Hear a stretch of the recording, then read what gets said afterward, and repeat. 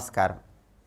వారంలో వచ్చే 7 రోజుల్లో ఒక్కొక్క రోజు ప్రత్యేకమైన విధి విధానంతో స్నానం చేసి ప్రత్యేకమైన పరిహారం పాటించి కార్యనిమిత్తమై బయటికి వెళ్ళినట్లయితే అనుకున్న పనులు అనుకున్నట్లు దిగ్విజయంగా పూర్తి చేసుకోవచ్చు, కార్యసిద్ధి ఏర్పడుతుంది.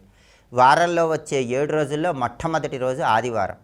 ఆదివారం రోజు ఎవరైనా సరే కొద్దిగా కుంకుమ పువ్వు పొడి స్నానం చేసే నీళ్ళలో కలుపుకొని ఆ నీళ్ళతో స్నానం చేయండి. స్నానం చేసిన తర్వాత కలాకండ కొద్దిగా నోట్లో వేసుకొని నములుతూ కార్యనిమిత్తమై బయటికి వెళ్ళండి. లేదా ఒక తమలపాకు 4 మడతలు మడిచి ఆ తమలపాకు దగ్గర పెట్టుకొని కార్యనిమిత్తమై బయటికి వెళ్ళండి.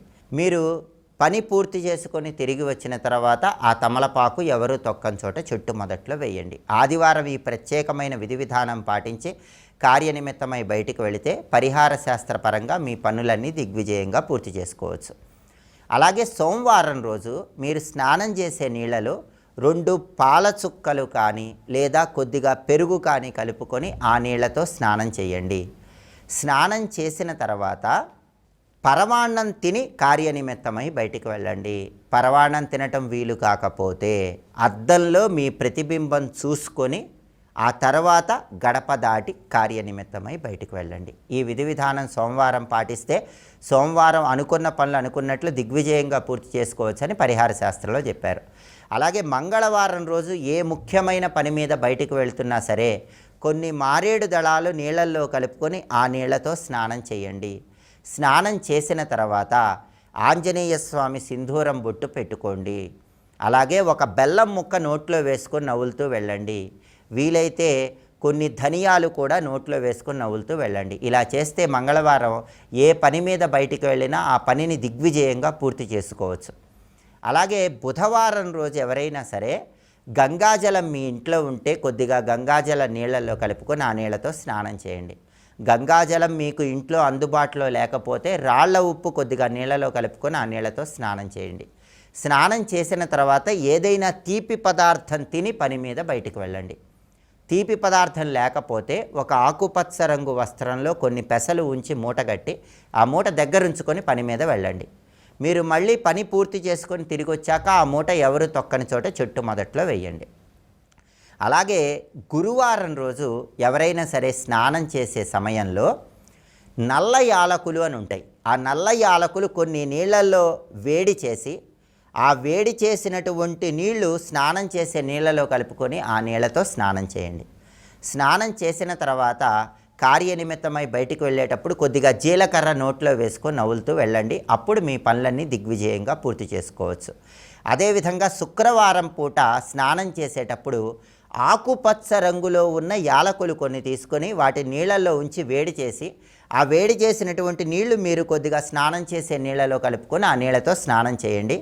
ఆ తర్వాత కొద్దిగా పెరుగు తేనె ఈ 2 కూడా నోట్లో వేసుకొని నవ్వులుతూ పని మీద బయటికి వెళ్ళండి. అప్పుడు శుక్రవారం మీరు ఏ పని మీద వెళ్ళినా ఆ పనిని దిగ్విజయంగా పూర్తి చేసుకోవచ్చు. అలాగే శనివారం రోజు మీరు స్నానం చేసే నీళ్ళలో కొన్ని నువ్వులు కలుపుకొని ఆ నీళ్ళతో స్నానం చెయ్యండి. స్నానం చేసిన తర్వాత కూడా నువ్వులతో చేసినటువంటి పదార్థం ఏదైనా తిని కార్యనిమిత్తమై బయటికి వెళ్ళండి. లేదా ఒక అల్లం ముక్క తీసుకొని ఆ అల్లం ముక్క ఆవు నెయ్యిలో ముంచి అల్లం ముక్క నోట్లో వేసుకుని నవ్వులుతూ పని మీద వెళ్ళండి. అప్పుడు శనివారం మీరు అనుకున్న పనులు అనుకున్నట్లు దిగ్విజయంగా పూర్తి చేసుకోవచ్చు. వారంలో వచ్చే 7 రోజుల్లో కూడా ఒక్కొక్క రోజు ఒక్కొక్క రకంగా ప్రత్యేకమైన పరిహారం పాటిస్తూ స్నానం చేయటం, పని మీద బయటికి వెళ్ళేటప్పుడు ప్రత్యేకమైన విధి విధానం పాటించి బయటికి వెళ్ళటం ద్వారా కార్యసిద్ధిని సులభంగా పొందవచ్చని, పనుల్లో ఆటంకాలు ఉండవని, అనుకున్న పనులు అనుకున్నట్లు దిగ్విజయంగా పూర్తి చేసుకోవచ్చని పరిహార శాస్త్రంలో చెప్పారు. అలాగే ఏ పని మీద బయటికి వెళ్ళినా ఆ పనిలో విజయం చేకూరాలన్నా, దినదిన ప్రవర్ధమానంగా వృత్తిపరంగా అభివృద్ధి సాధించాలన్నా పరమేశ్వరుడికి సంబంధించిన ఒక శక్తివంతమైనటువంటి మంత్రాన్ని ప్రతిరోజు గడప దాటి బయటికి వెళ్ళేటప్పుడు 21 సార్లు లేదా 11 సార్లు చదువుకోవాలి. ఆ శక్తివంతమైన పరమేశ్వర మంత్రం ఏంటో ఇప్పుడు మనం చూద్దాం. చాలా సులభమైన శక్తివంతమైన మంత్రం. ఓం శ్రీ వర్ధనాయ నమః. వర్ధనాయ నమః అనేది పరమేశ్వరుడికి సంబంధించిన నామం. గడప దాటి బయటికి వెళ్ళేటప్పుడు ఈ నామాన్ని 11 సార్లు లేదా 21 సార్లు చదువుకుని వెళితే పరమేశ్వరుడు వృత్తిలో మనం దినదిన ప్రవర్ధమానమయ్యేలాగా ఆయన అనుగ్రహాన్ని కలిగింపజేస్తాడు.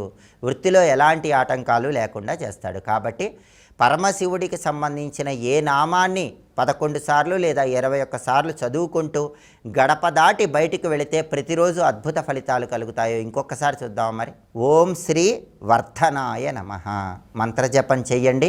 వారంలో వచ్చే 7 రోజుల్లో పరిహార శాస్త్రంలో చెప్పిన విధంగా స్నానం చేయండి. ప్రత్యేకమైన పరిహారం చేసుకుని కార్యనిమిత్తమై బయటికి వెళ్ళండి. సమస్త శుభాలను సిద్ధింపజేసుకోండి. స్వస్తి.